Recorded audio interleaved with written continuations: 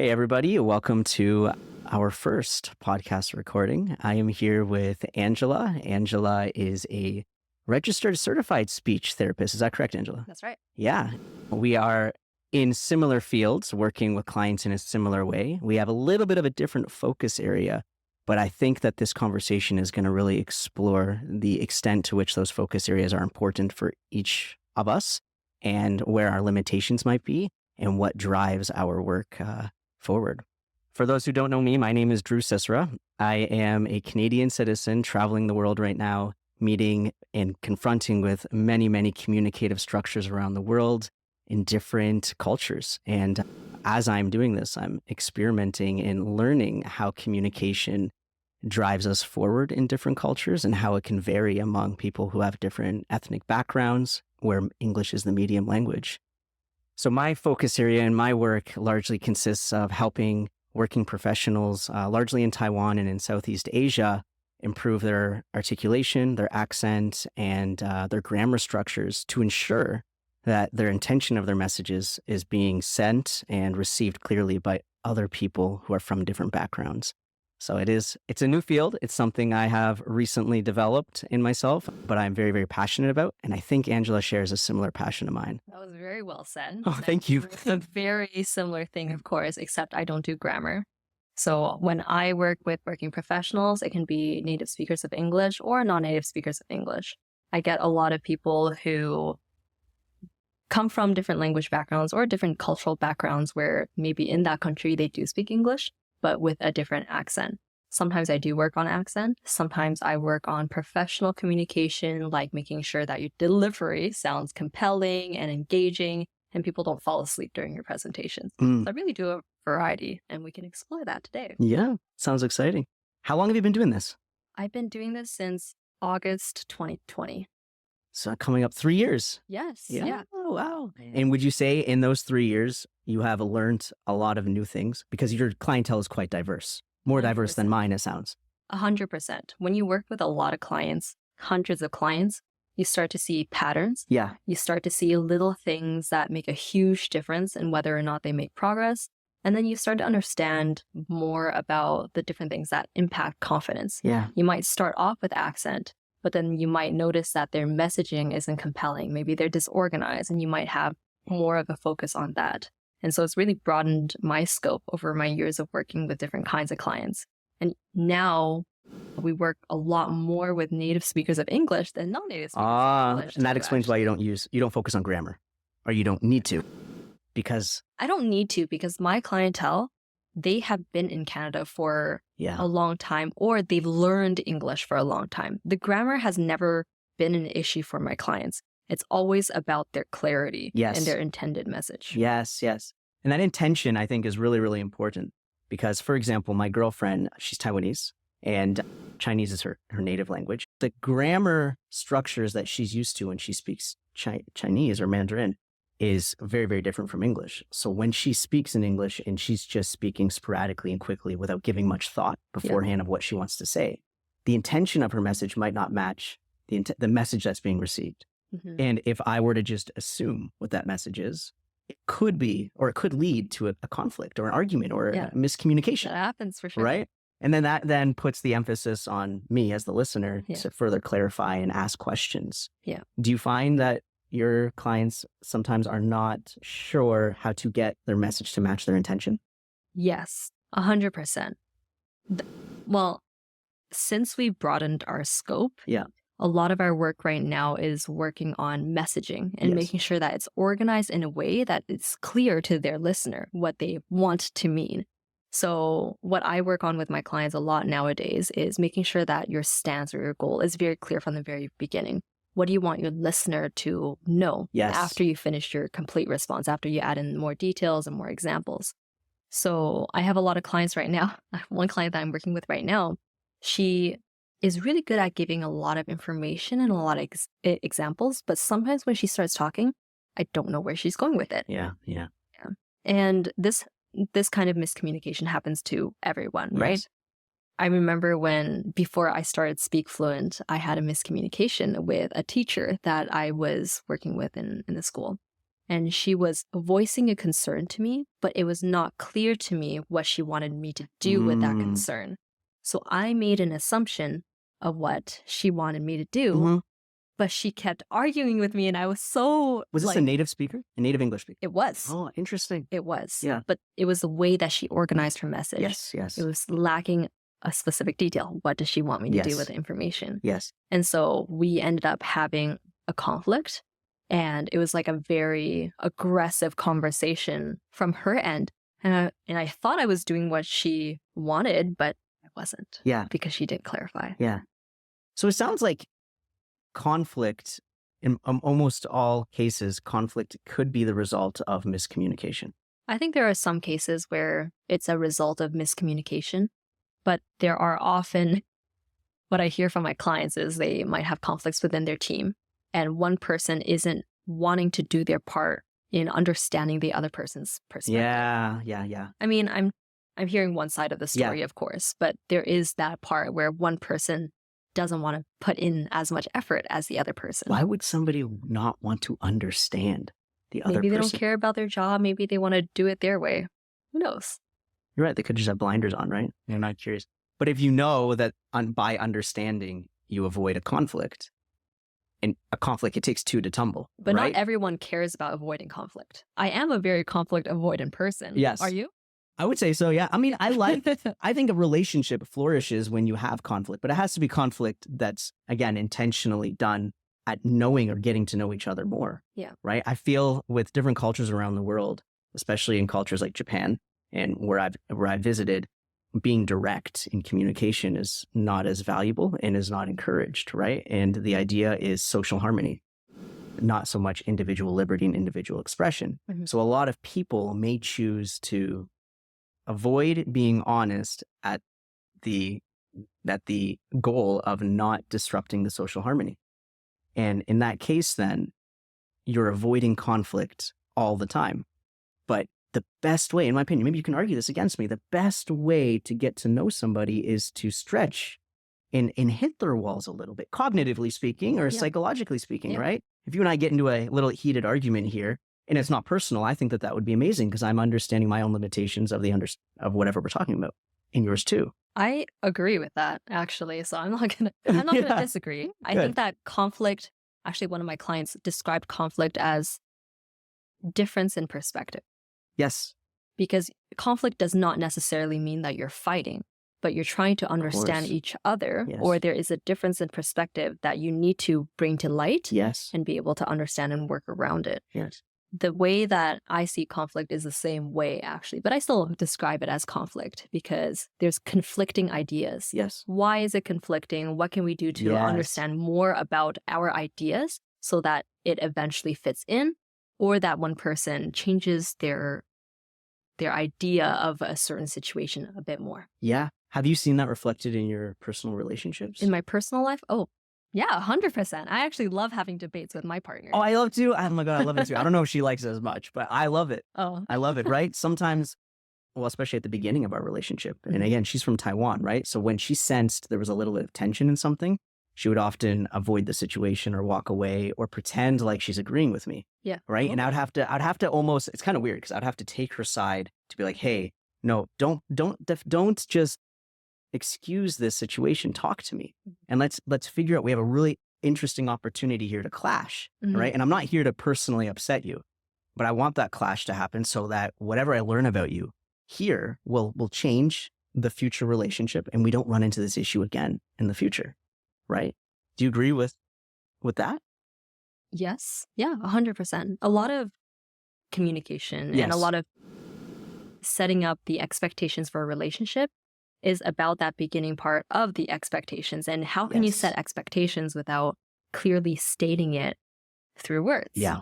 So, I mean, my partner and I get along really well, but sometimes there's a difference in opinion just about a random debate topic, maybe like something more political or economical. And the way that he states it, what I love is I love picking out little details and saying, well, by this, how do you define this word? Let's make sure we break that down first. Do you think this way for all situations? And then we break down the situations that he believes certain things for. Oh my God. That's exactly what I do. And normally I am a conflict avoidant person, but if I think I am right, I will argue for it. Yes. And I will say, I'm pretty sure I'm right. Let me break down all of the different situations. Let me break down all of the evidence behind it. And when I have debates with Michael, I'm pretty able to get my point across. You're right most of the time. I wouldn't say that I'm right most of the time. Michael always likes to say that he's right most of the time. Yes, of course. However, when I want to argue with him, I'm able to break down his very blunt, non-detailed statement into something that makes it sound like I'm right. Yes. Huh. Interesting. Yeah. Now, in your opinion, how would this change if the person you're having the argument with or the conflict with is not a native English speaker and they are not comfortable enough or confident enough to be able to communicate or defend their position in the argument to the same extent you would? You're more rich in your vocabulary and you understand grammar. And if you forget a vocabulary word, you can use adjectives and adverbs to communicate that idea. And for the language Chinese or Mandarin, they often don't have as much vocabulary. And so when they're speaking in English, they don't feel confident enough to defend their position. I think that is a great question, actually, because I don't think I've ever had a conflict with someone where I really pushed them to express themselves and they don't have the capacity to do it because of their knowledge of the language. The only people I can think of who I might have a conflict with is my parents. My parents don't have the same grasp of the English language as I do. They speak Mandarin as their first language. We're all immigrants. Yes. But we have such a personal relationship. So of course we would have to discuss certain topics with more detail. What happens there is I do feel like I take advantage of I use the language that I'm most comfortable with, right? Yes, of course. And I state whatever I want. And I find that my parents often feel a bit pressured or they look pressured. And sometimes they'll do a mix of Mandarin and English to get their point across. But it isn't just the fact that it's English versus Mandarin. You can use whatever language you want. They could use Mandarin to express what they want to me because I understand some. And if I don't understand a certain word, we can talk about that word. But some people aren't strong in arguing their point. No, yeah. It's about the organization of their ideas. It's about knowing what kind of information to include. So when I speak with my clients, actually, a lot of them don't have the same grasp of English as I do, but they have enough. But it's not the vocabulary or the grammar that's the issue. It's, do they think about the details? Do they think about breaking down the situation into different parts? Do they think about the who, what, when, where, why, etc.? All of those. Yeah. The who, what, when, where, why. I have an activity I do with my clients where I'll show a picture, right? And then we'll have a box with who, what, when, where, and why. And I'll ask them to fill out all of those and then to create a full structured sentence on it. Yeah. And then I would paint the idea to them that when you are interpreting the world in any communicative structure or situation, it is really a matter of the who, the what, the where, the why, and the when. Right? And if you can extract that and organize the sentence to fit those, then you have a basis for starting a conversation or for commenting on anything, right? Yeah. I actually have this framework that I like to give to my clients that can be applied to a bunch of different situations, whether you're answering questions in a presentation or you're telling a story or if you're answering interview questions.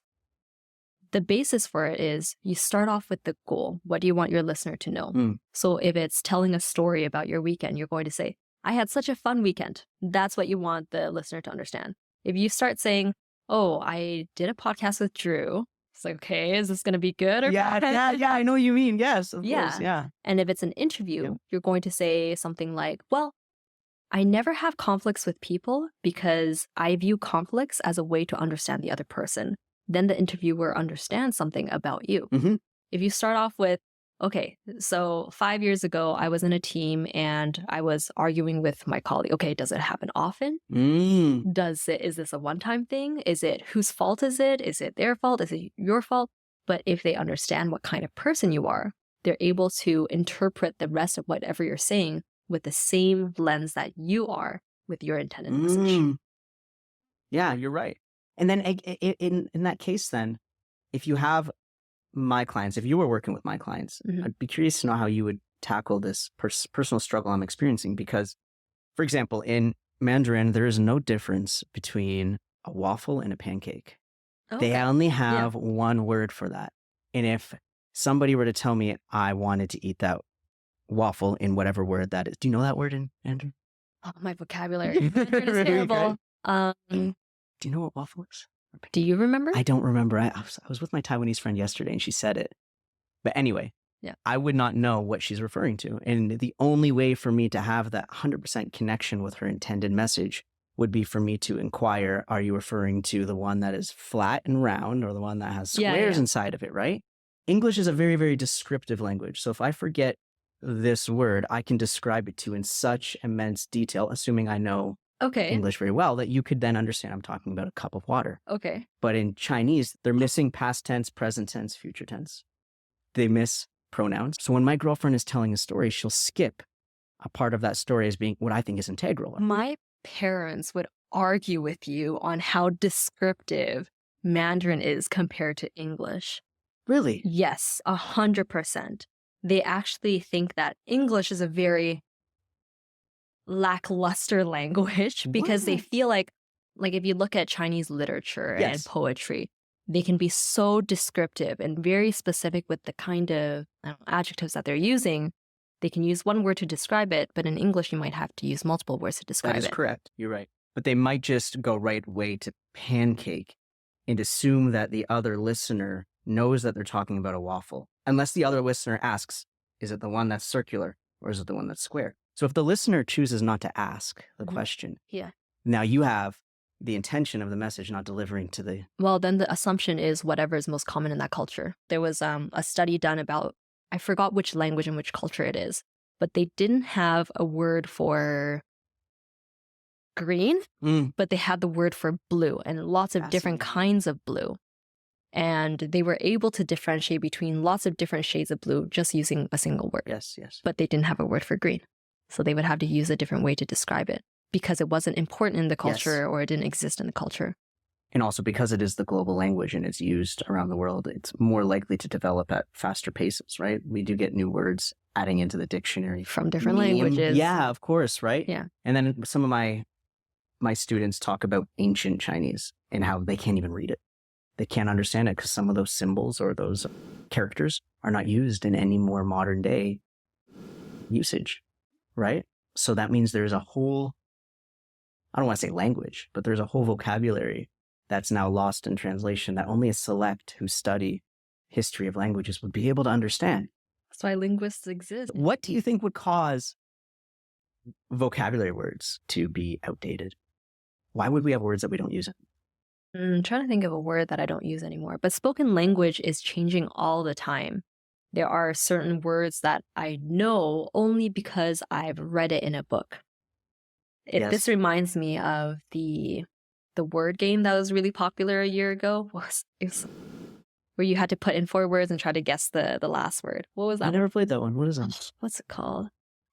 Anyway, so there would be a 5-letter word that you would have to try to guess based on the clues from other words that you put in. Yes. So if you put in the word blank and the K is right, then you know the K is in that position. Oh, okay. I forgot what that game is called, but there was this word knoll, Knoll. Oh. Do you know that word? No, I don't know that. Okay, so this is a word that I know, my partner knows, but it's not a word that is used regularly. But a lot of people who read fantasy books and they would know it and whatnot, they would know it because there are certain words that are used more in literature rather than in spoken language. And so I knew the word, but a friend didn't know the word, and you don't know the word. Yes. But it means like a grassy hill. No. Oh, well, thank you for teaching. There you go. So I think that sometimes people default to using a certain word more over another one, even if they have similar meanings. So we might use hill instead of knoll now. And so knoll goes out of use. But then sometimes, actually, Google has this statistic where it'll show you the usage of a word over time.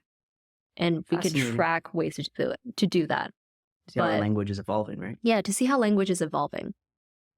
I think that sometimes there are trends. Yeah. So sometimes we might use dude. Yeah. A little bit more, or bro. Yeah, there you go. We went from baby to babe to bae. And I think I heard somebody say B now. So yes. It's like it's getting shorter and shorter and shorter. Does that mean we're getting lazier? Or are we is it just evolution of language? Well, lazy is an interesting way to put it because we do want to be efficient with our spoken language. So part of it is we want to be efficient. And another part of it is trends. Well, we want to be efficient. Yeah. But if I say B to my parents, they wouldn't understand, right? So you're being efficient to a more niche audience who can understand that particular. It's generational. Yeah. But if you say baby, everybody will understand. Right? So it's like as it evolves, it slowly starts to, I don't want to say kick out older generations, but unless they keep caught up with it, we now have subsects of populations. Like my sister was talking to me, she's in high school now, and she was talking to me and there was like 10 words in a conversation. I was like, I don't know what that is. And I feel so old now and she's like, Drew, you don't know what that is? Yeah. Right? And it's like, that's so fascinating because I was probably saying things in high school and my parents were like, I don't know what that is. Yeah. Right? Is that slang or that's slang, right? But that slang can be used so much and repeated so much that it becomes an official or formalized word. Yep. I see words added to dictionaries all the time. Yeah. I have some friends who use slang way more than I do. The way that I speak is a bit more formal or professional. Some people call it like academic English. The way that I speak with my clients is very much in this way. Yes. Even when I speak to my friends, I do it this way. I made a new friend the other day and she uses B. And I assume that's what it meant. Yeah. This was actually my first time hearing someone say B in place of baby or bae or whatever. Yeah. But I would never use this with clients. I don't use a lot of slang with clients. I still stick with more formal idioms or shortened versions of idioms, but very, very rarely. I've seen TikTok videos of English teachers, or you can say they're English teachers, I don't know, teaching reduction in English. Quicker ways to say things, even though it's not the actual formal pronunciation of them. Yeah. So instead of like, what do you want? He said, don't say that. Just say, what do you want? What do you want? What you want? Well, what you want? And he spelt it out with like WAHCHOO. Yeah. Say it that way. And all of the people in the comments were saying, I don't think you should be teaching that to people who are learning English. And he was saying, well, that's actually how we speak though. Yeah. But I don't know, and maybe you can argue your perspective here. Is that the best approach to learning a language, is to teach the shortcuts that we say naturally without thought? That's a really interesting question. I see a lot of clips of teachers trying to teach this shortened version. I think that when someone is learning English, they should always learn the base. Otherwise, they don't know where it's coming from. There are a lot of spelling errors that I'm seeing online nowadays of people turning should have into should of, OF, because they hear it. Yes. They learn it as should have, but they don't know what the base words are. So if you learn what you mean, do you know what the base is? Yeah. It's what do you mean? Yeah. And so if you are teaching that first, it's not helpful to your understanding of the language. Exactly. So I would not. Personally, I would not. Yeah. Personally and professionally, I would not recommend it. Yeah. Because I heard, I was correcting my client's participation of the T sound, right? If I understand, T is not commonly used in Mandarin, in Chinese, or in Taiwanese. They don't have the same T sound that we do, especially at the ends of the words. Well, they don't have consonants like at that. the ends of the words, right? So they'll usually take it out. Yes. Instead of what, it's wa. Yeah. Right? And I would say it's very, very important. I need you to exercise that T. I want you to push it extra hard now, so that your tongue gets used to doing it, right? It's like going to the gym. You're in a weight lift. I want you to make those T's very, very loud and obvious. Yeah. Right? And he would say, well, I don't hear it on TV, so why do I have to do it? Yeah. And I would go into the same spiel that you just made now as well. Yeah. And I feel like that's a big problem. When I was teaching English in Taiwan, I met many, many teachers that said, Drew, you're taking it too seriously. You don't need to actually teach them that. It's fine for them to say, wow, because that's how we talk when we go back to America. But it's not. So the T that is missing in how native speakers of English talk, it turns into a sound called a glottal stop. What? Yeah, that sound. Yes. So we don't say wa, we say what. What? Yeah. And it's a sudden stop. Yep. So the other teachers who say, it doesn't matter, it does matter. But what you're teaching them is not to make the T. You're trying to teach them that there has to be a consonant at the end of the word, whatever that consonant is. What I would probably do in that case is not focus on T. I would probably focus on other consonants because they are missing other consonants at the ends of words. Just teaching them the word shape, not teaching them the T. Yeah. So do you teach the glottal stop? When clients are advanced to that level, usually the T, the glottal stop turning, the T turning into the glottal stop, that doesn't matter as much for clarity, but it matters for how native-like you sound. For the vast majority of my clients, I don't care about how native they sound, and most of them don't care about how native they sound. I do have a select few though, and for those clients, I do work on that T turning into the glottal stop once they've achieved clarity in all of their other sounds. Because there are lots of different dialects of English that don't need to do the T turning into the glottal stop. It doesn't change how it sounds. But if you switch the glottal stop with the T that's not the glottal stop, I find it would sound, not that it matters because the goal isn't to make people sound like native speakers, but I feel like that would sound a little bit more off or awkward or odd compared to having the always replacing the glottal stop with the T. Right. So if they overuse the glottal stop too much, could that lead to a form of miscommunication, do you think? All the time. I think that when native speakers of English turn the T into the glottal stop, there are opportunities for miscommunication, but that's how it is for anything. For example, the word can't or can't. Can't. A lot of my clients, both clients who are very fluent in English and those who are less fluent, they will complain about this word because it's a very, very subtle difference between can't and can, unless you really exaggerate. And this happens to me too. When I listen to other people, I always have to say, did you say can or can't? Yes. And it's for anyone there. You'll have to clarify your message. You'll have to exaggerate certain sounds. And it comes back again to what is your intention of your message? Are you trying to communicate and you want the listener to know that you can do something or you can't? And after you choose that final goal, what sounds are you making to make sure that final goal is matched by the articulation? Yeah. Right. So that's where I feel a lot of my clients are drawing their disconnect. It's like, I'll ask them a question and I'll say, okay, stay quiet for 30 seconds. You're not allowed to say anything. Think about your goal. What do you want me to know about whatever the answer is to this question? And then next, I want you to structure the grammar. So tell me if it's past, if it's present, if it's future, right? Is there a girl or a boy? Include the pronoun. And then lastly, while you're saying word by word, focus on those consonant sounds and that pronunciation to make sure you're not accidentally going to say a wrong word, right? And it would take a long time. But at the end, if I listen to how maybe my client first came into my services, where they're just sporadically saying ideas that come in their head, right? It's all messy and I have to follow up with lots of questions. They're able to slowly communicate a full idea with perfect clarity. And what's next? After they're able to do that, is it just a matter of, well, let's speed you up. Let's immerse you in more English so you can do it faster? At what point do you believe that immersion of the culture and outside of the coaching session is what takes your clients to the next level? That's tough because our clientele is so different. Yeah. My clients are already immersed in English speaking communities. Even if it's only at work, they at least have that. Yes. And many of them are starting to or already have English speaking friends.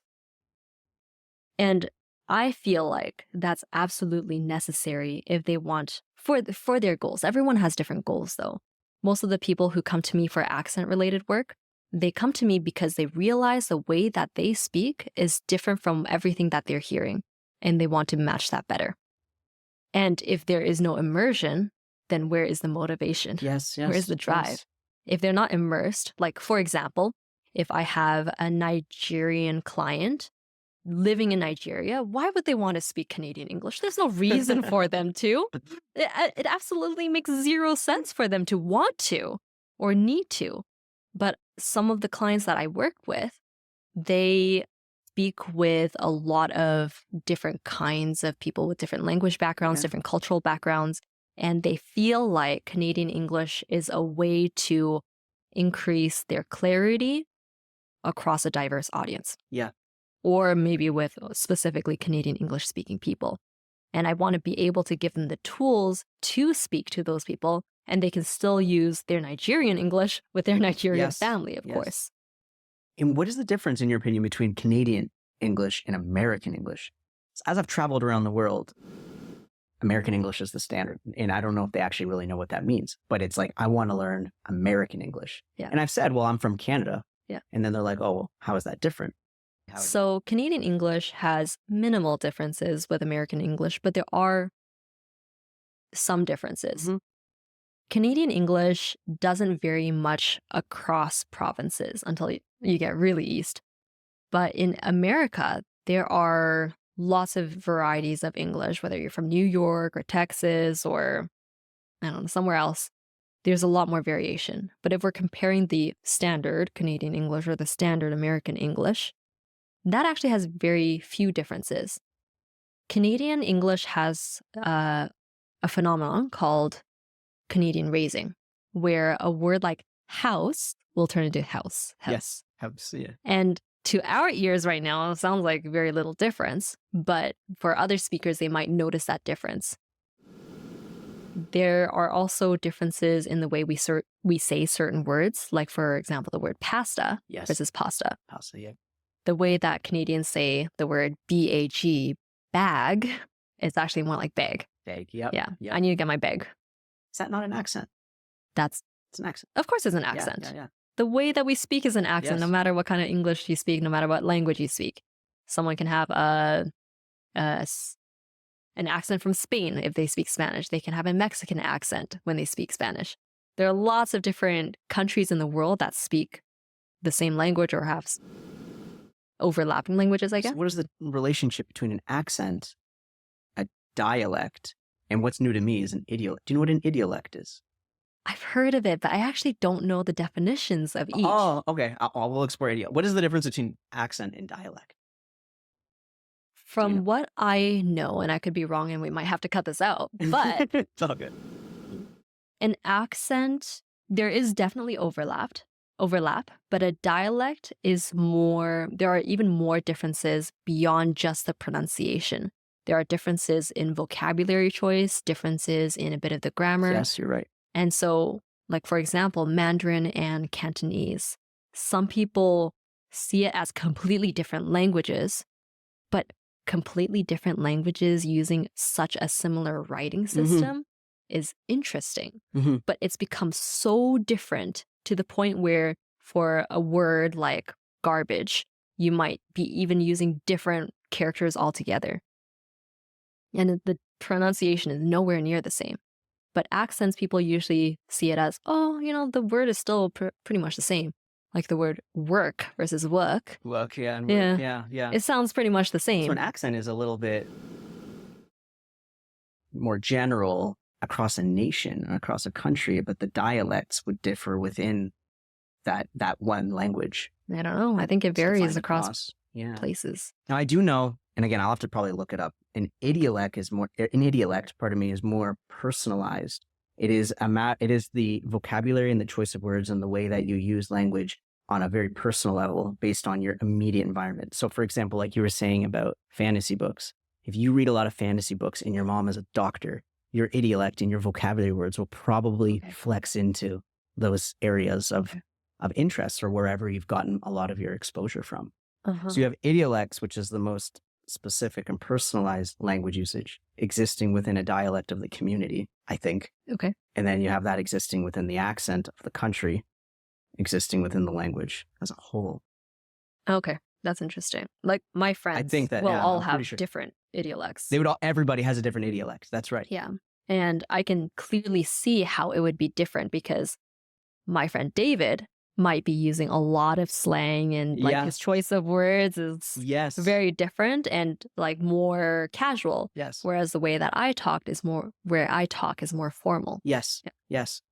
Well, even right now, you gave the example of, what was the word, knoll? Knoll, yeah. Knoll. Okay, so if you knew the word knoll, and you would assume maybe I didn't know the word knoll, would you choose to put it into a sentence? Or would you just go with hill? I would say hill. You would say knoll. What is the purpose for doing that? Is it social harmony? Maybe. Well, the way that I speak, I try to always speak in a way that is accessible to the person that I'm speaking to. If I'm speaking to my parents, and I know their vocabulary is not as good as someone who has been in Canada their entire life, and maybe they've received higher education in English, I would not use complicated vocabulary with them as much as possible. I always simplify language to the point that I think suits that listener. And even when I'm talking to like a wide audience, a very diverse group, I would try to simplify my language. And I encourage my clients to do this too. You want your language to be accessible. You want it to be easy to process. If you are using complicated vocabulary every other word, even if the other person knows it, it's going to take them longer to process. Yes. But it's a sign of intelligence, isn't it? It can be an indicator. I mean, let's look at Jordan Peterson as an example. Okay. You listen to him communicate. He's filling, I would rather say not easy ideas. I wouldn't say they're common sense ideas. But there definitely could be said in lesser words or an easier vocabulary for the masses to understand. But the way he communicates often is he uses a lot of academically advanced words that fits his dialect and his experience. I've never actually found that when I listen to clips of him. I don't listen to a whole lot. Lectures and such, right? But I did listen to one lecture by him. It was, I think, a 10, 15-minute clip. And I didn't have problems understanding him. If you are trying to listen to him for his ideas, you have to know certain terms, certain psychology terms. But I do find that the way that he talks is very direct. He does try to make it very straightforward for people. So it's not just your vocabulary, but it's also your grammar, your language. You can talk around a subject and it sounds like you're beating around the bush. Like, for example, in work, some people might say, well, my current responsibilities make it so I don't have the capacity for that kind. And that's not direct. And you are also using more complicated vocabulary. Or you can say, I'm sorry, I don't have the time for other work right now. Yes. Which is more direct and you can use simpler words. But I wouldn't necessarily say that using more complicated vocabulary is a sign of intelligence. It shows that you know more words, but oftentimes people will say, if you can simplify a message, that's a sign of intelligence. Yes. So, and that's actually some advice I've given my clients. They said, well, Drew, I want to grow my vocabulary. I just want to sound smarter. I want to use bigger words. And I said, and maybe you can argue against me here, but in my opinion, it makes you a better communicator if you can communicate the same ideas without leaning on specifically one word to encapsulate all of that one idea. So often my clients will want to say a sentence and then they'll freeze because they can't think of that one vocabulary word and they'll just stay silent or they'll fill it with filler words. And I'm like, describe it. Yes. Right? Use adjectives, use pronouns. I don't know. Get the message across to me in any way that you can. Yeah. Right? And so I say it makes you a more versatile communicator if you can fill your lack of vocabulary with creative ways to communicate that same idea. Yep. And for them, that's like a mind-blowing concept because they grew up in an environment where I need to learn vocabulary. Right. Right. Overseas. I mean, vocabulary is useful, right? If there is a really specific idea you're trying to get across and you know that one word fits perfectly with that, then of course it would be ideal to use that word. I had a client who was trying to say the phrase quality of life. It's a very specific concept and one that is used by many people for a variety of situations. Quality of life. But he couldn't think of the word. So what he did was he used other words to describe what he meant, which is perfectly fine, right? Yes. As long as the other person gets your intended message, that's what you want. So he ended up saying the kind of living you can have, the kind of the things that you can do for how much you pay that, something like that. Yes. But he got the idea across to you. He described it, and I understood, and I was able to guess what he wanted to say. Oh, did you mean quality of life? Because that's what it sounded like you were trying to say. And he's like, yes, exactly that. And I said, well, perfect. You were able to describe what you meant. Good. Yes. Yeah, finding that intention to match is integral. I want to pick your brain a little bit on what you said earlier about simplifying language to the masses. Let's look at a common case example. Doctors. Trump. Oh, okay. Donald Trump. Donald Trump. Ew. Yeah, it's fascinating though, because he's a politician and a businessman. And as my parents always say when they're criticizing him, he speaks to the common man and he simplifies language at such a level that everybody would always understand him. It's kind of hard to not understand it, but in some ways then usually highly intelligent people or people who have a very, very flexible vocabulary say he is avoiding questions or not being as clear as he could. So you have half the population, just to make it easy to understand, half the population who say he's so easily understood, and then the other half of the population who says he's not being clear with his message. How can you have two completely conflicting perceptions of one reality? The way that he speaks. Yes. He uses very simple language, very basic grammar structures, and he doesn't finish his sentences a lot of the time. He's not specific. He lets people fill in the blanks for him. And that's why some people feel like he's easy to understand because they're filling in the blanks already. For people who expect a very specific message, it's not clear because he doesn't finish his sentences and he's not specific. He'll say, I know a lot of people. I know a lot of good people. And back then I was the very best. What is that really saying? What is that really saying? Is there evidence behind it? He doesn't support his arguments with evidence. He uses vague wording, but the people that think he's very easy to understand, what he's saying is easy to understand, but they're also filling in the blanks for the things that he's not saying. Is that a strategic form of communication? I don't know if he's doing it intentionally. Yeah, I don't know either. But some people believe that he is smart because they think he's doing it intentionally. And some people who don't think he's smart don't think he's doing it intentionally.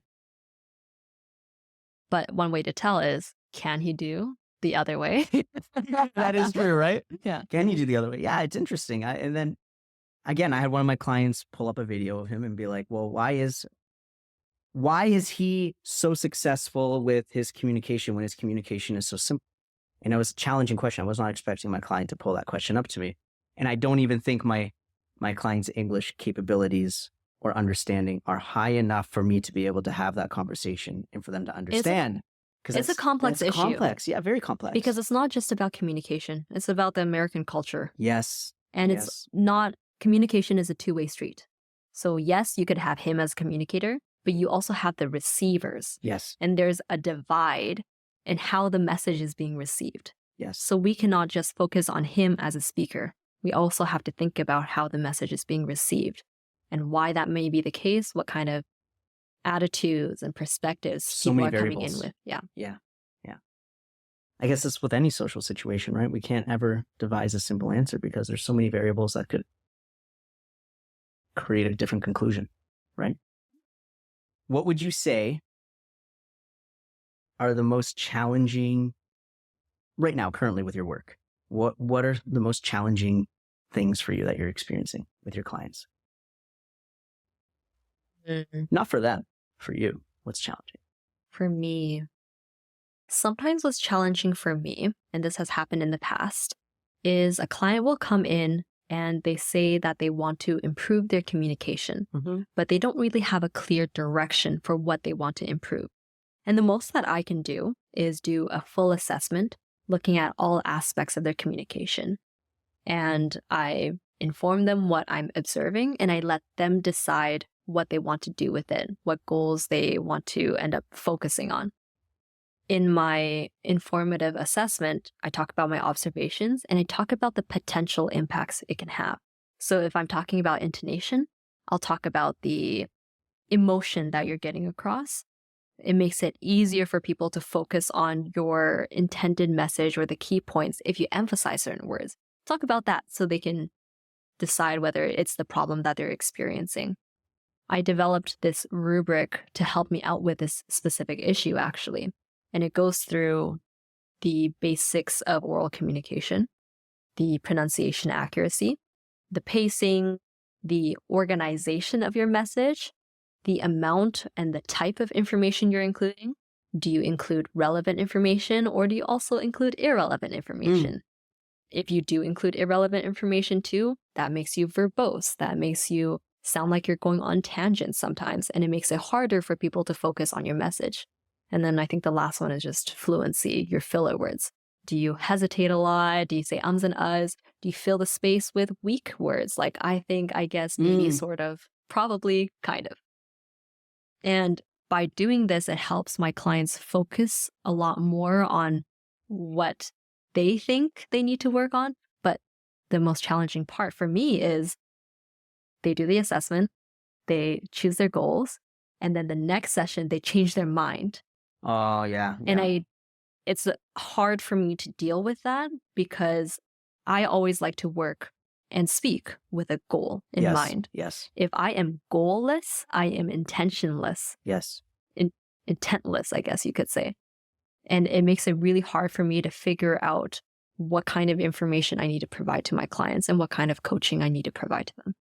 And for you, that goal that you need to push yourself to the next level is pretty measurable, right? You know when you've hit it. Yeah. Yeah. And that's based on the reports and the metrics and such that you use, right? Yeah. Well, it's all observational, right? And it's not so cold to the fact that, okay, if you talk, you are 90% right. It's nothing like that. But again, like with you, are you getting your intended message across? Are there any features of the way that you're speaking that make it harder? Oh, you didn't say what you wanted me to do in the first sentence. Yeah. You could add that in. You didn't provide an example. You can add that in. Yes. You didn't vary your intonation to the point where I felt excited about your message. So vary your intonation more. Intonation. Are you familiar with super segmentals? That's intonation. Yes. Okay. Yeah. So you are familiar with super. How do you teach super segmentals? I feel like that is an untouched territory that most teachers that I've connected with around the world choose to avoid. Because what kind of teachers are you speaking with?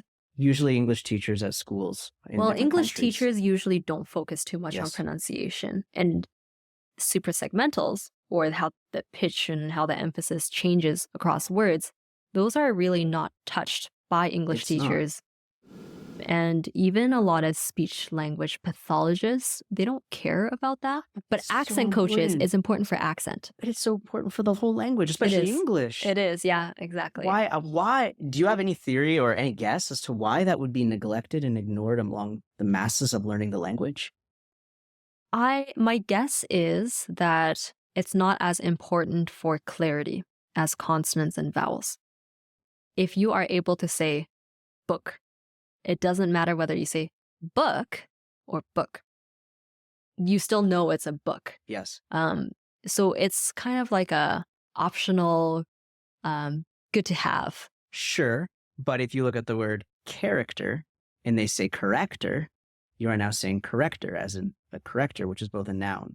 But the way that you're saying it right now, you're not only changing the super segmentals, you're also changing the vowels. Think about the way that you said character, and then you changed it to Yes, I did. But my clients, they will still do character. And I think they're saying corrector. So I would ask them, are you saying corrector or character? Because you're doing this awkward thing in the middle. Yeah. And they say, no, I'm trying to say the character. Yeah. Right? So if the super segmental can change completely the meaning of the word, in some cases, probably more rare than not, change to a completely different word that is an actual word, why would that not be focused on to the extent that we need to focus on it? Because it causes so much miscommunication, even with my girlfriend and I. Sometimes she'll say something with the wrong intonation or the wrong vowel stress in the word, and I think she's saying something else. And my idea is going off this way, and hers is going off this way. And it wasn't until like 5 minutes later, I'm like, wait, we're talking about different things. Yeah. Right? I mean, I teach it. You do. So do you have a curriculum or a plan for teaching that, or do you just do it in the moment as just correcting them? It depends on where the client is starting from. If they come from a language that doesn't deal with intonation in like with any similarity, like Mandarin. Yes. Because Mandarin is a tonal language. Each word has its own tone. It becomes very important to teach it early, I would say. But a language like, let me see, like Spanish, they're able to understand that the tone can change across a sentence depending on the context. I still need to teach it, but they can hear it and say, oh, okay, this matters for the word. I need to say it in this way. For the way like Indians speak English, their tone is also different, and they don't stress words. They don't have stress on words. Yeah. So a word like comfortable might be comfortable. Yes. And it's equal throughout each syllable, and you hear each syllable. Mandarin. Right? Yeah. Yes. Yeah. Yeah. And so depending on that person's way of dealing with words, I might decide, yes, it's important right now. It's the one thing that we need to set as a priority. If there are other things that are really interfering with their clarity, I would work on those things first. But I do always eventually work on it because I think it's really important. But other than just correcting them and saying that this is how you pronounce this word, there's really no rule for There's no that. rule, but there are patterns in English, thankfully.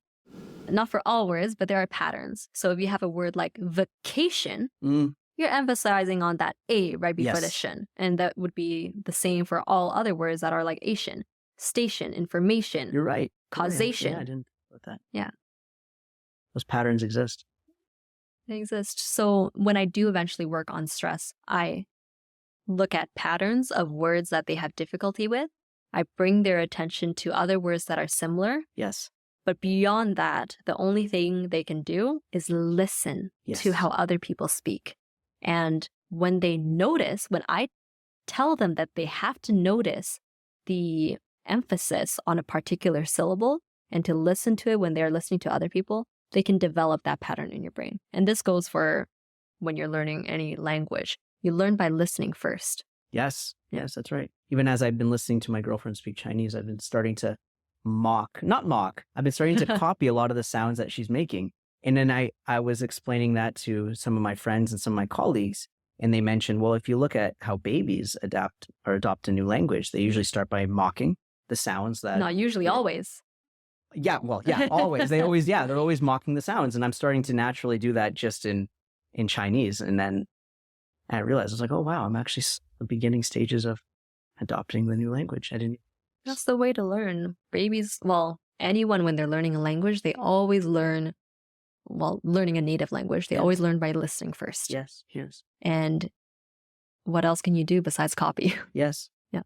But in certain cultures, listening to a language is not as important as taking the test, knowing the vocabulary, know the grammar rules, write and speak. Eventually later in life. Exactly. So when I'm dealing with some of my clients and I tell them, you need to listen to English, you need to interact in English, not just my class, right? They're often like, oh, okay, yeah, don't worry, I will. We get to the next class, like, how much did you listen to?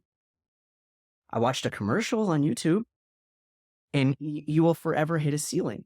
Right? So there to an extent, immersion plays a really, really, really big role, and you don't have to worry about that in your coaching because they're in Canada. For the most part, yeah. Right. Do you have any clients that are outside of Canada? I don't. You don't, right? I don't. I did have a couple that were from the US, but again, that's English speaking. English speaking. I do have like some clients who have limited English exposure. They work in an English speaking company, but their role might not require much speaking or listening. Yeah. Think tech, right? Or think software development. So this client that I have that I'm thinking of, he speaks in Portuguese with his family. He doesn't have English speaking friends, but what he does try to do is he watches English speaking movies. Yeah. And that's one way, but it's not enough immersion usually, because what are you going to do? Watch 5 hours of movies every day? And it's a disconnect too. You might not be as emotionally engaged. And when you're in social interactions or you're emotionally engaged in that interactions, right, you might be more able to retain that information or adapt that language because you're passionate about whatever you're involved in. And I've noticed with my clients, when we're talking about topics that they're really interested in. And we always guide or lead the sessions with them guiding. So we only go down conversations that they like to talk about. They're so much more excited and they're more willing to talk and to make mistakes and to identify those mistakes than if we were talking about something that, I don't know, my experience, my podcast or something. That's interesting. The way that I conduct my sessions when we move to that conversation level, that they eventually need to be able to transfer their skills to a conversation level, the more excited they get about a topic, the less focus they have on the accuracy of their consonants or vowels or emphasis, their intonation. Interesting. So I always have to bring them back to, wait, did you hear that? And they'll say, whoops, I wasn't paying attention. Yes. So there are levels to it. Of course. You always want your clients to be motivated and focused, of course. But there's still a way to do that without needing so much, I guess, excitement and connection there. Of course. When we talk about things that they don't have a personal connection to, in my experience, they usually remain quite silent in their questions, or their answers to my questions are the answers 3 words, 4 words, right? It's not enough to work with. Not very elaborate, no. So at the beginning of my coaching program, let's just say, I'll usually do like, I don't know, I don't have a particular word for it, but like a consultation call. Yeah. And I will gather important information about their life. Okay. Tell me like your favorite memory. Yeah. Tell me what happened in the past month. Tell me a time you were angry at your friend. And then as we go through my program, and again, my clientele is very different from yours. So it's mainly about vocabulary growth and grammar. I'll give them, or we'll discuss 2 vocabulary words, for example. And I'll say, okay, you understand these 2, right? And they say yes. And I tell them to communicate it to me, and they do. So great, you get these. I want you to now take these 2 words and create 1 sentence with them. Has to be both of them in that 1 sentence. And it has to be related to that terrible time you got into an argument with your father. And I want it to be in a first person perspective. And I do not want grammar mistakes. So I need you to think very quietly in your own time to form a perfectly constructive sentence talking to your father. And I find at the beginning of my classes, well, I'll always start my classes with asking, what did you do yesterday at work? Or what are you going to be doing tomorrow? And then we take sentences that we create in that class and we apply it to real life situations that they're experiencing in their day-to-day, because they don't have the immersion that you have. So they can't actually apply it outside of those classes. Do you think that that's a working approach to clients like mine who can't practice English outside of the session? I don't see why not. I mean, even for my own clients, I do a very similar thing. When they have a lot to talk about, I get to hear more of the vocabulary that they will actually use. When I accidentally land on a topic they have 0 interest in, I get 1 sentence. Yeah. Versus when a parent gets to talk about their kid, I get lots of sentences. But as long as you make sure they focus on whatever you want them to focus on, it'll work. If I find that my clients are talking way too excitedly, and they're the kind of client who has trouble bringing their focus back, I actually have to switch topics. Yeah. And you make them aware as well, right? Of course. Do you show them like video clips or audio clips of what they're saying? 'Cause sometimes when they hear their own voice, like, wow, I didn't know I was sounding like that. I don't do that often, actually, because I always try my best to make sure they're aware in the moment. Yeah. The in the moment is so crucial, because when you're just talking to your colleagues or you're talking to your friends, you don't get to record yourself and listen back. You have to be aware of the sounds in the moment, of your patterns and your habits in the moment. For some clients who have a lot of difficulty hearing what I'm hearing, I do get them to listen back to our meetings, or I get them to record a meeting that they had at work and listen back to. But the sound that you hear, when you hear your own voice right now through your head, your ears, it's very different than how it sounds usually on a microphone or outside of yourself. The pitch is different. I mean, the resonance or the pitch is different. But I can hear the consonants that are coming out of my mouth. I can hear the vowels. When I do have some clients who are working on accent and they think they are hearing themselves say best, for example. But then their mouth is actually saying vest. Or vest. And the sound isn't what I'm looking for. However, that's why it's important to build that ability to self-monitor and self-judge accurately the sound that's coming out of your mouth. If you're hearing yourself say vest, I want you to realize that you're not blocking that airflow for the B. And I want you to realize that it should be best. And I want you to feel it and see yourself in the camera in the moment and then correct it later on your own. And usually my clients are able to do that. And when they do that, after however long it takes, you don't, just to make sure I understand, you don't capture that in an audio clip. I don't have to. Say, listen to your own voice here because you're doing it correctly. I don't have to. They will forever retain that. Or if they're focused on it, yeah.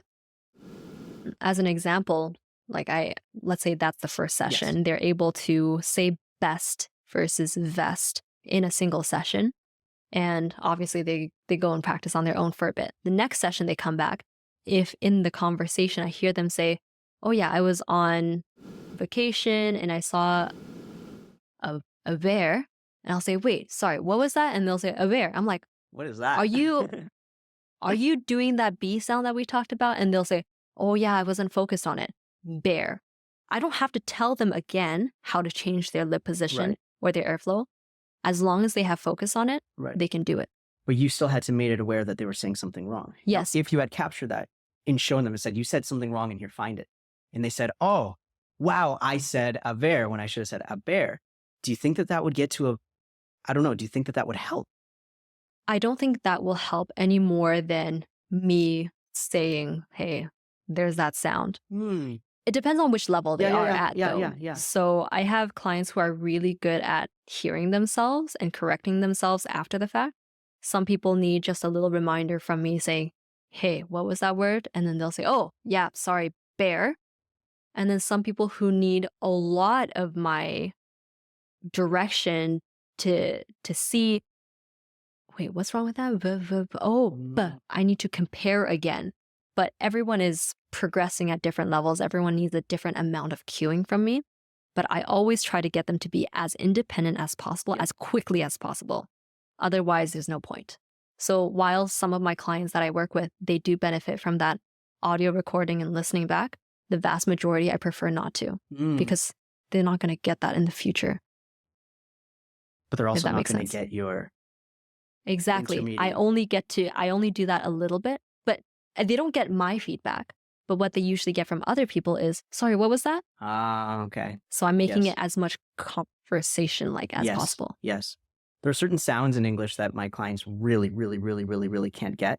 And I'll use their native language. And I'm not very familiar with Chinese, but I'll use my girlfriend's help a lot for finding a sound that's very similar, if not the exact same as in English. And then we'll isolate that sound. And it takes quite a long time. So for example, the word scissors.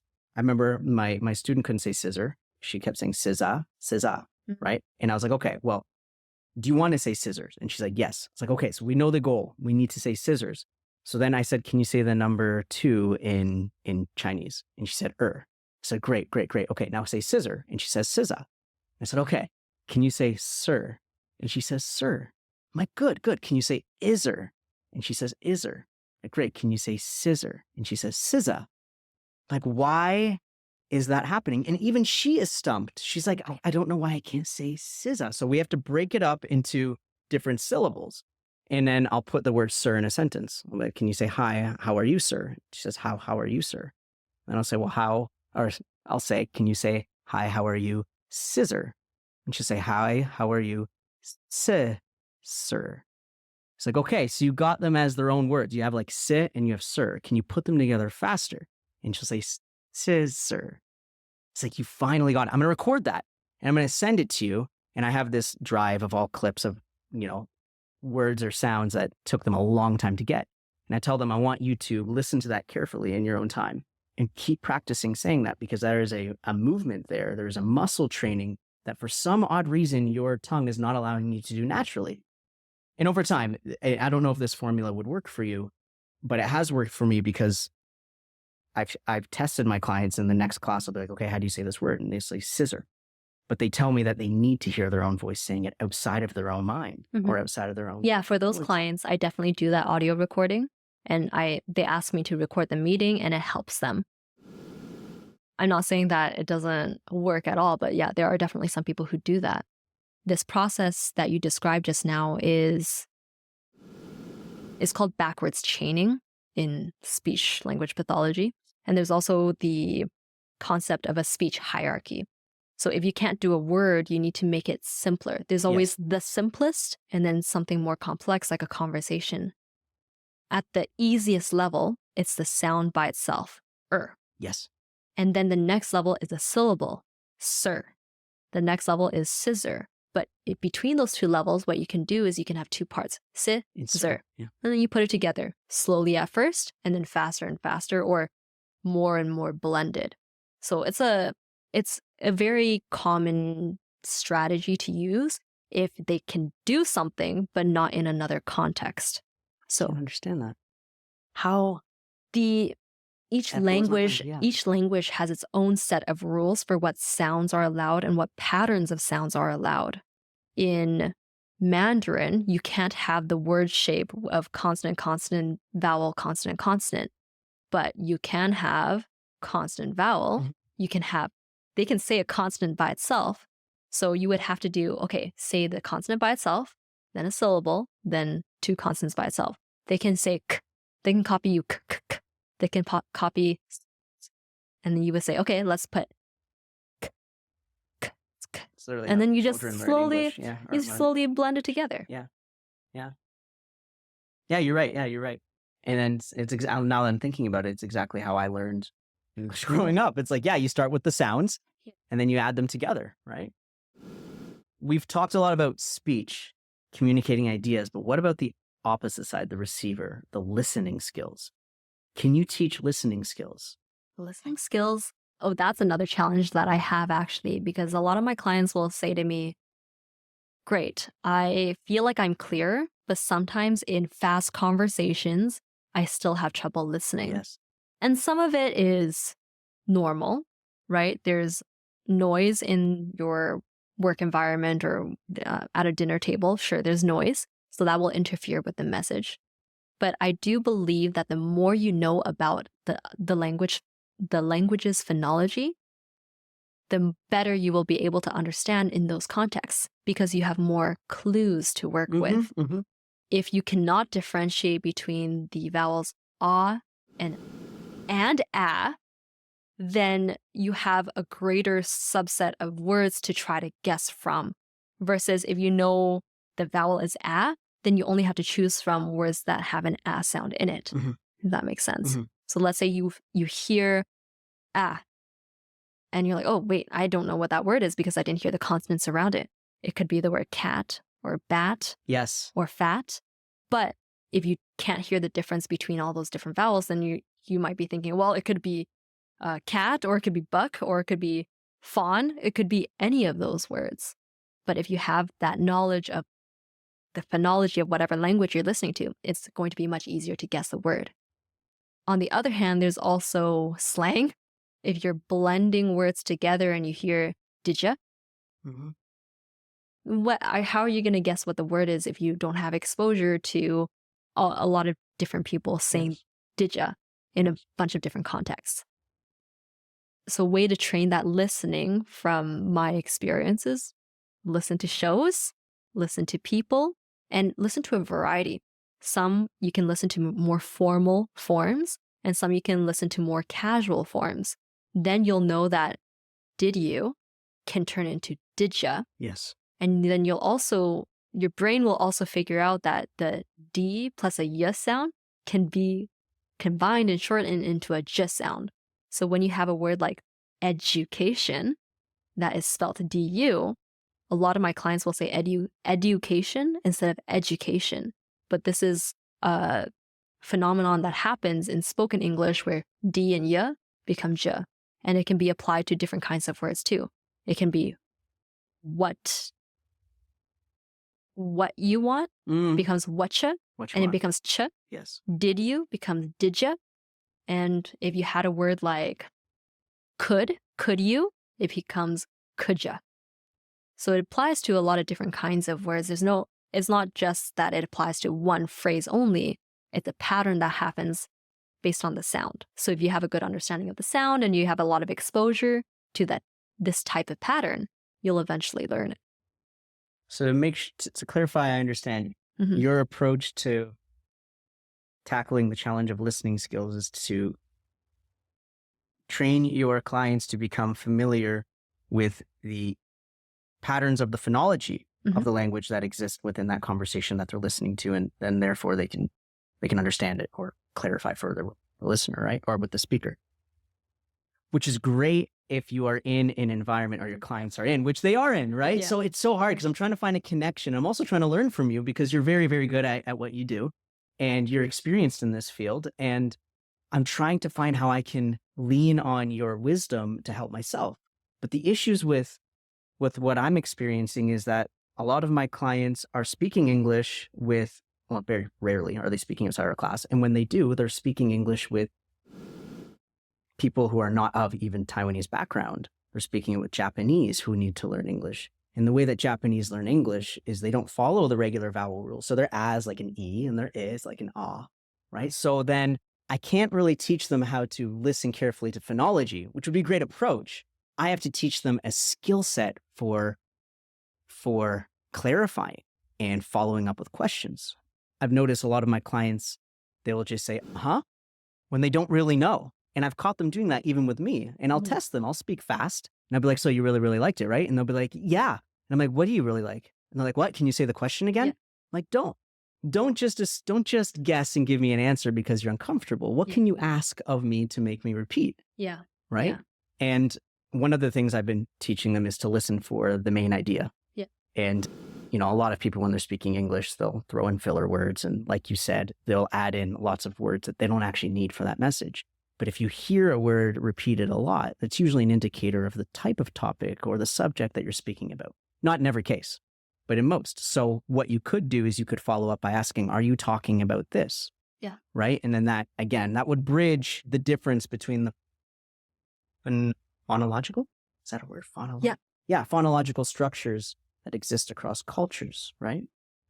Yes. I mean, there's always general communication conversation strategies. And of course, I teach that especially when clarity is such an issue or their listening is a really big problem for them. Mm-hmm. Most of the clients that I work with, though, it's more that they don't want to have to ask. Yeah.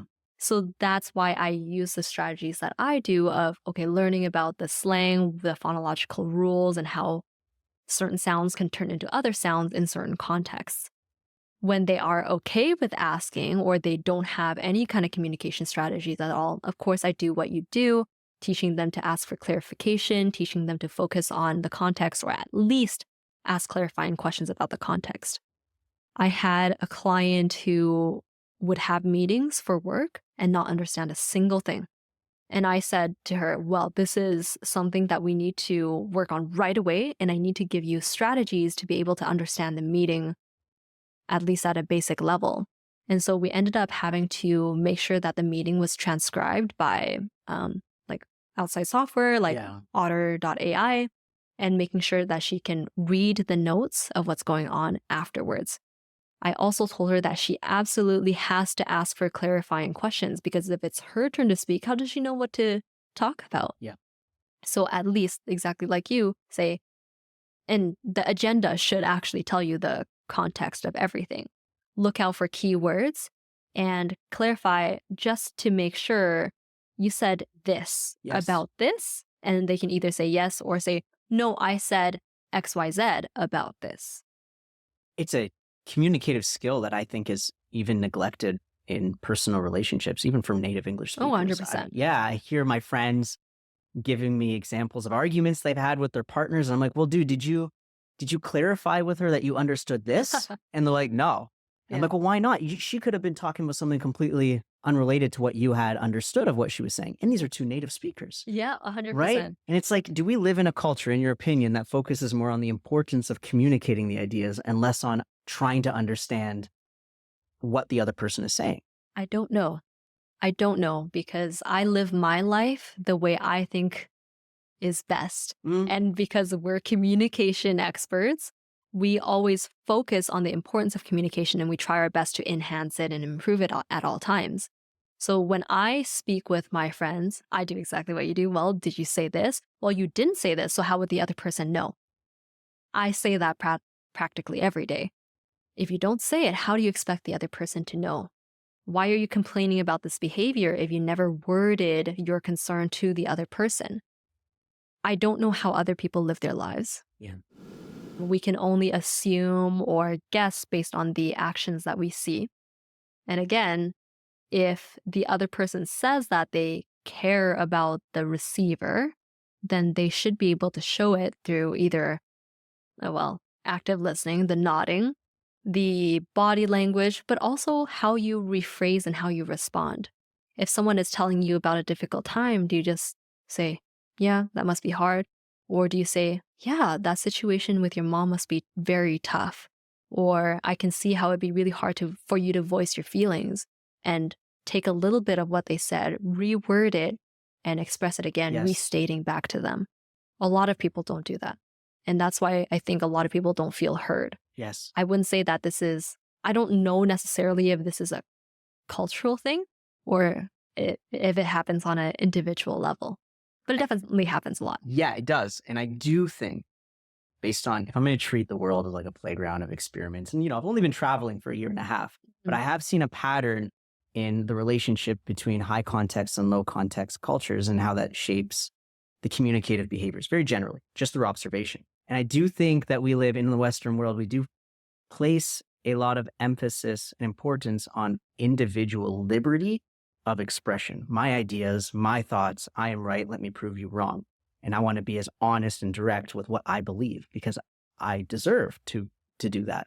Whereas in a lot of the countries I've traveled through in Asia, they will avoid from doing that to avoid the consequence of disrupting the relationship. Mm-hmm. So they are less likely to communicate directly and honestly because they're grown up in an environment where you shouldn't. Please do not embarrass yourself by saying something to the other person or asking questions or anything like that because they might think you're stupid. Mm-hmm. Or they might think that, you don't deserve to know. So a lot of people suppress their communication inward. And yeah, so I'm just saying, I believe that the culture does play a role in how willing we are to ask questions, follow up, and be heard, you're right, actually. Right? And then that made me wonder, well, if you're in a multicultural relationship, if you have a Canadian or an American dating a Japanese or from Japan, mm-hmm. not grown up in America, so many complications could arise in that instance because they have completely different understandings of how important communication is, mm-hmm. right? Yeah. And this is true for not just romantic relationships, but also work relationships, because Canada especially is becoming very, very diverse. Yes. And there are a lot of companies that like to hire diverse talent, but they come with their own challenges because communication is treated differently. And I think that's part of the reason why I get so many clients who worry about that intercultural communication within the workplace. They don't really know where the other person is coming from. They're trying to learn about the standards of communication or the expectations in a conversation with a Canadian or with people from different backgrounds. And I do feel that when that's the case, you have to be more direct and explicit than you normally would because you're so used to the way communication happens in your own culture.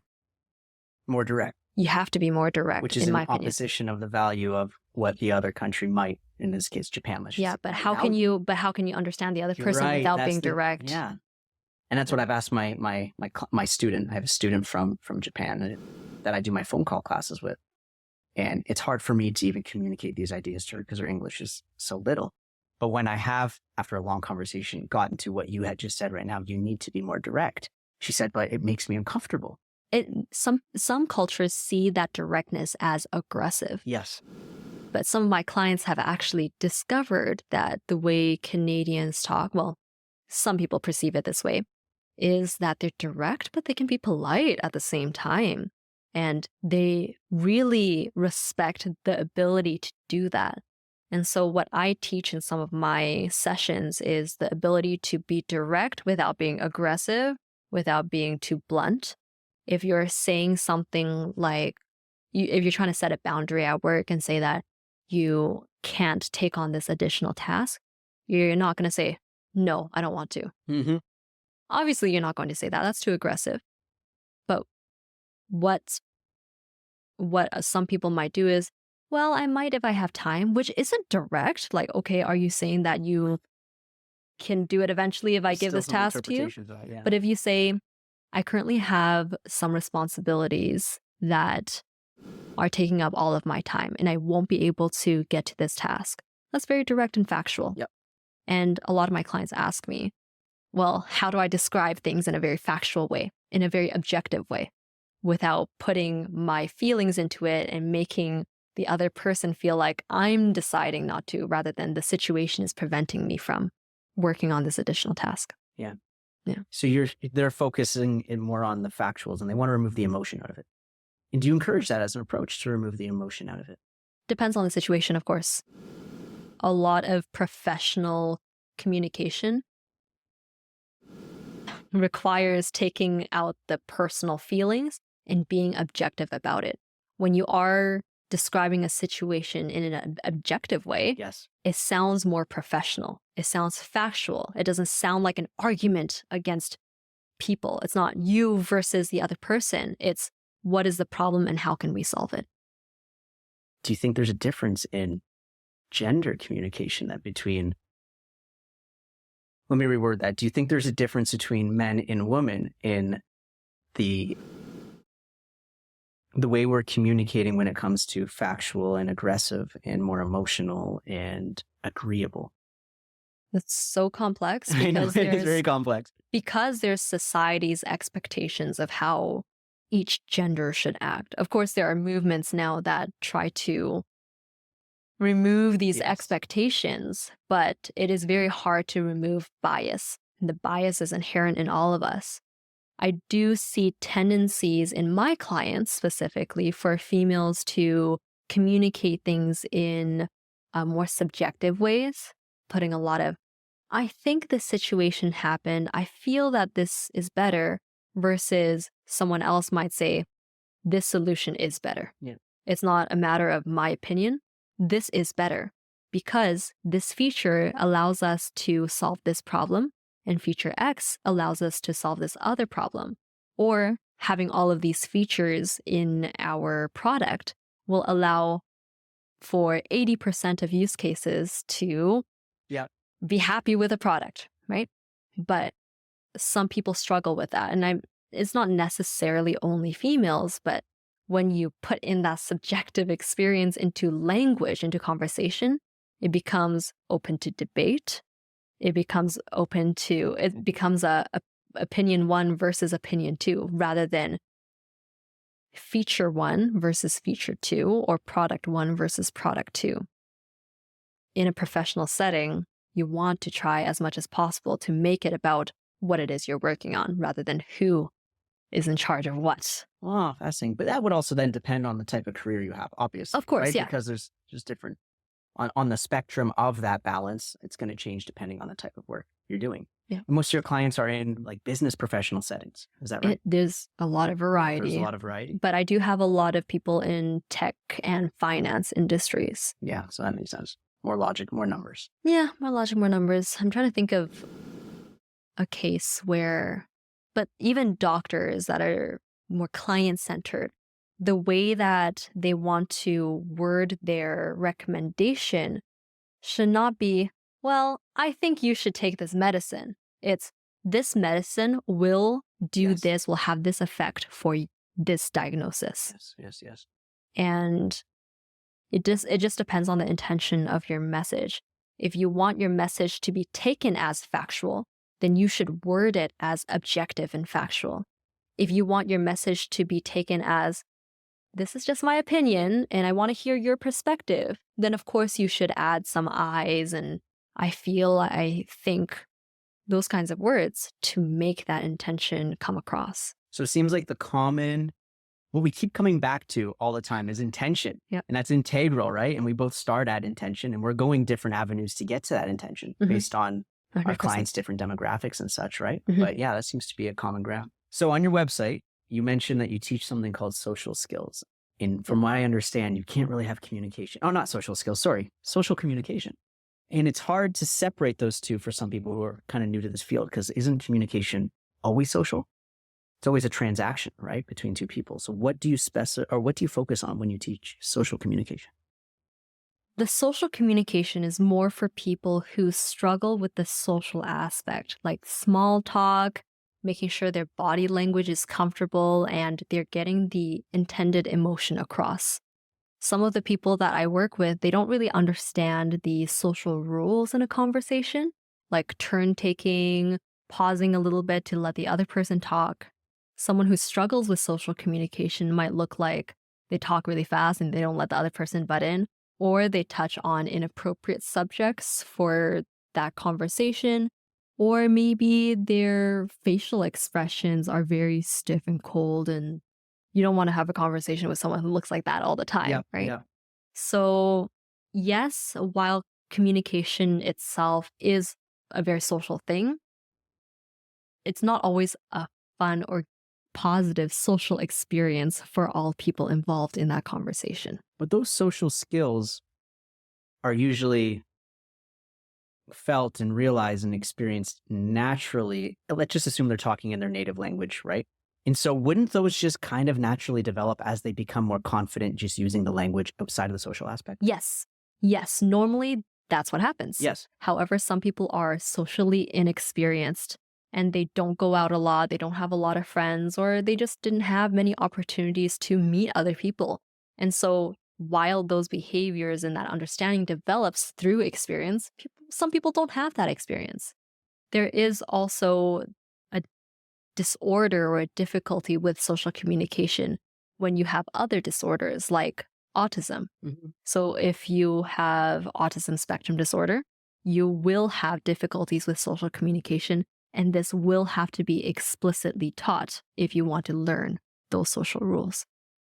And again, the challenge that I would experience with my clientele base is that you have different nonverbal behaviors that are valued or not valued across different cultures. And that could affect or even offend the other party depending on how it's used in that social situation, right? Mm-hmm.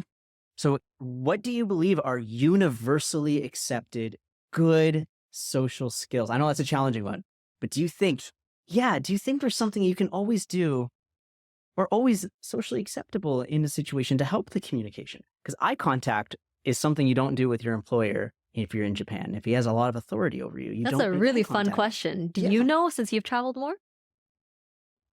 What do you think? Threw the question at you too soon. I didn't even give myself enough time to think of it myself. Because you're the one that should be answering this question.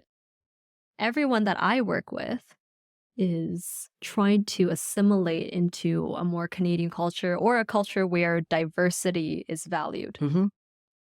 There isn't one. Yeah. There is one I can think of. Oh. And that would be to reflect the honest emotion of the received message. I've seen in some of my clients and just through conversations with people as I've traveled Thailand and Indonesia that you can communicate to them and they kind of have a stale face. They don't really emotionally react back to you. Even if you're telling them great news, they might not smile or they might not make their smile as obvious and as big, right? And I feel like if you are giving good news or if you're sharing a great story and their actual reaction is smiling, you should show that smile because it shows you're engaged in the topic, you understand the topic, and you're creating a sense of social harmony. So if I give you sad news or say something terrible to you, I would expect you not to smile. That would make it socially awkward. Yes. Yeah. And I feel like that is a universal rule when it comes to social skills, outside of communication, social skills in general, is to be honest with your That's a good one, actually. Realized emotion. Yeah. And to let it reflect physically. Right? If you are sad, show you're sad. That's a good one. And that's nonverbal communication. Yes. So, yeah, that's a really good one. I will say, though, there are some cultures that are pretty facial expressionless. And one that I'm thinking of is some of my Russian clients. They are very unused to the big smiles that they're getting from when they go grocery shopping. Oh. And wow, interesting. Yeah. Yeah. Why? Why do you think that would be? Do you think they're taught to not? Yeah, it's cultural. Do you know the reasons why they're taught to not? Have you ever asked one of your clients why it's not encouraged to move the face as much to reflect? I mean, that's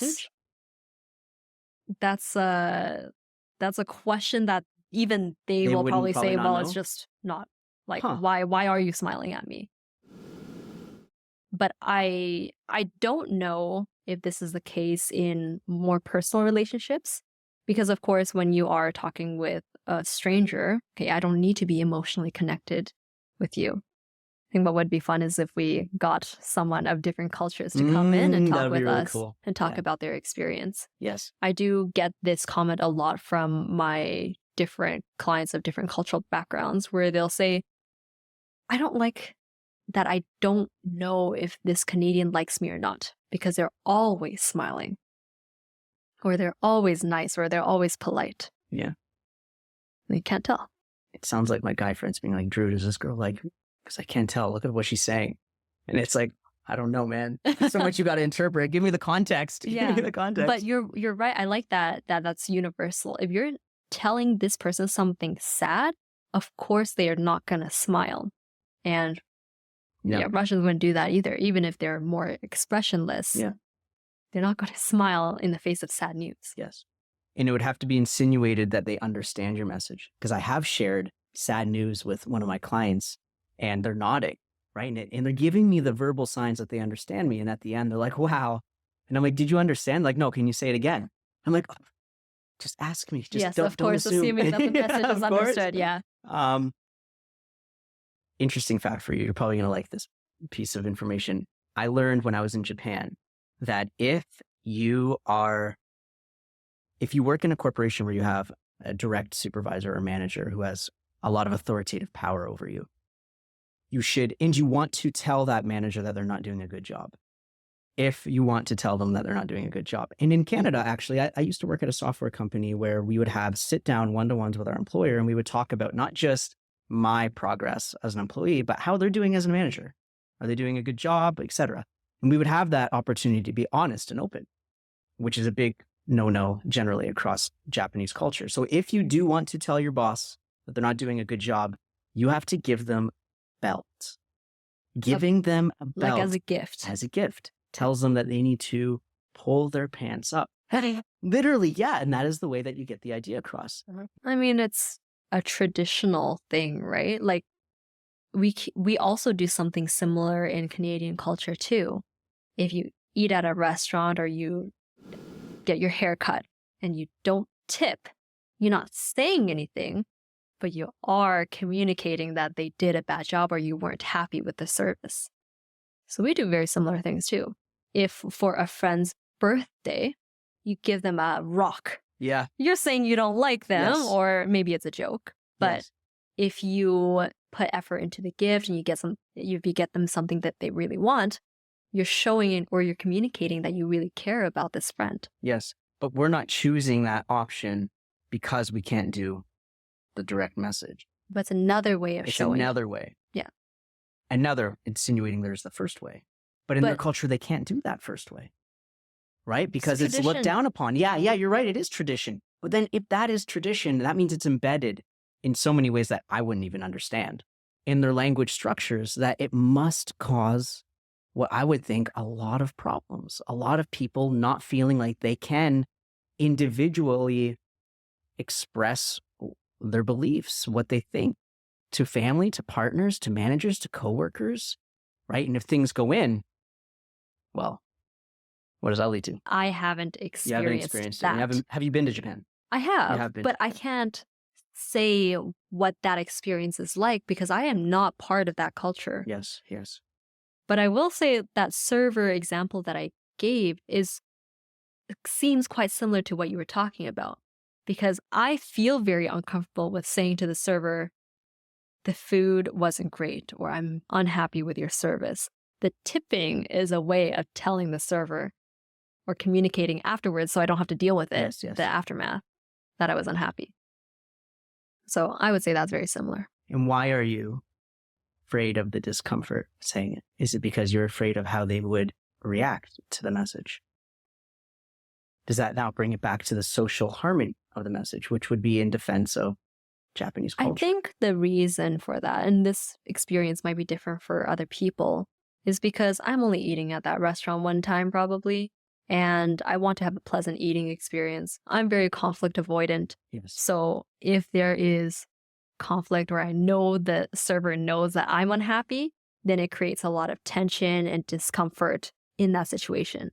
But if I can communicate after the fact and in a way that I don't have to verbally say it out loud, then I'll just do that. Sometimes when we verbally say things out loud, it makes things more uncomfortable for us. Even as Canadians, it's not unique to Japanese culture. Yeah.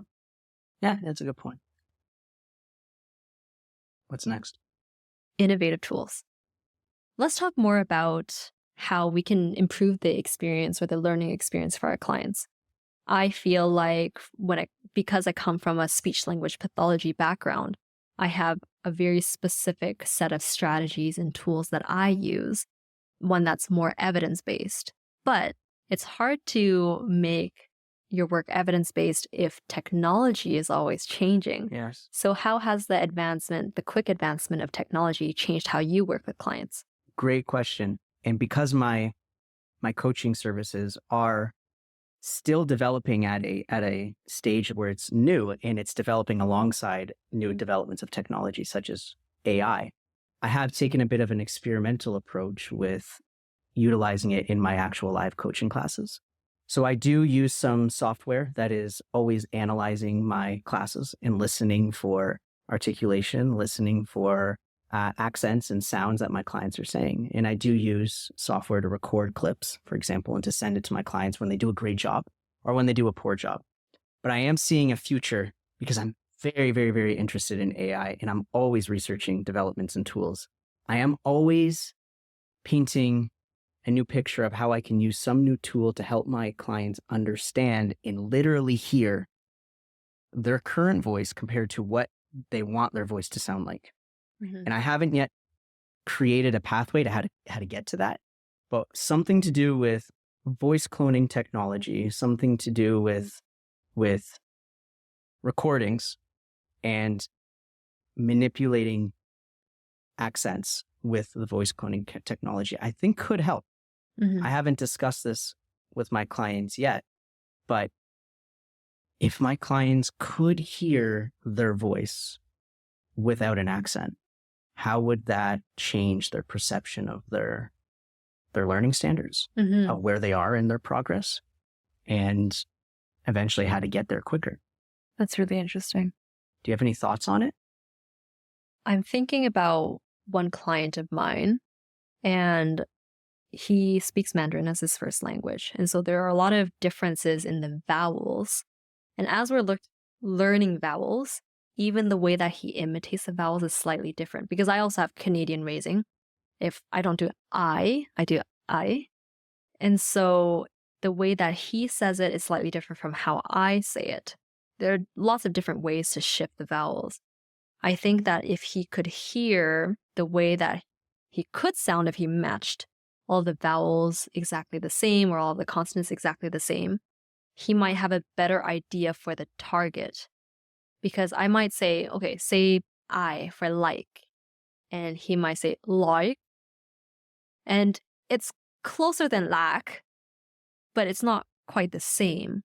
I think if he could listen to his own voice in the way that you're describing, he might have a better idea of what is appropriate enough, what is accurate enough versus what he's doing right now. Yeah.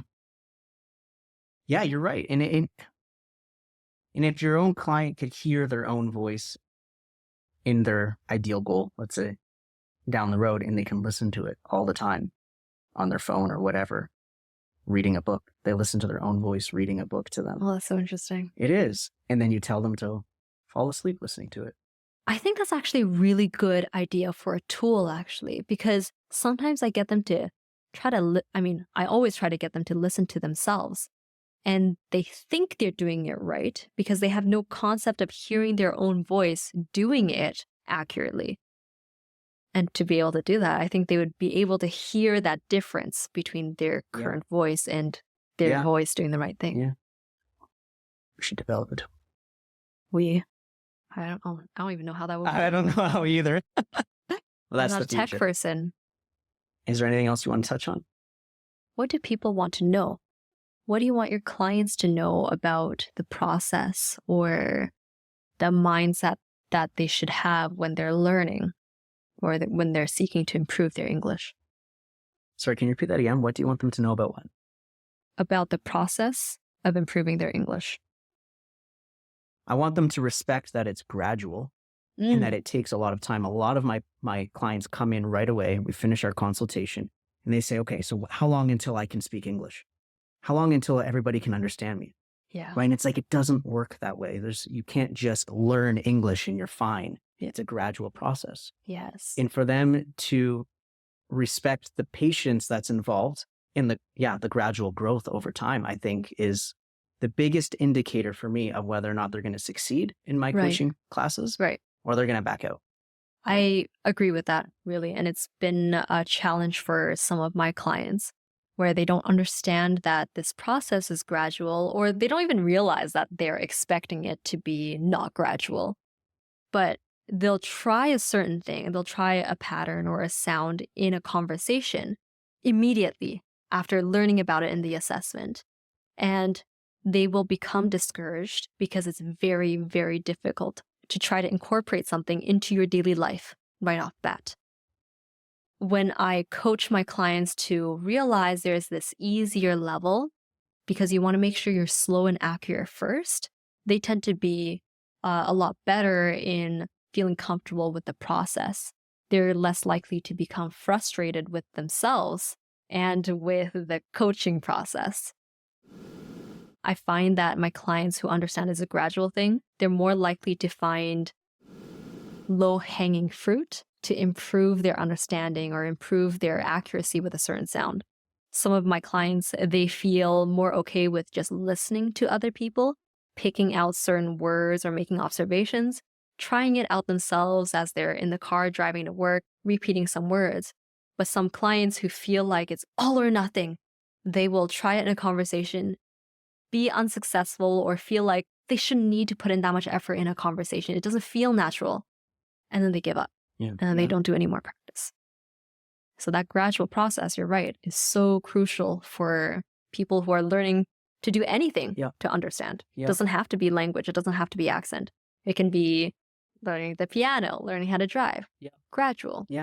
Easy steps.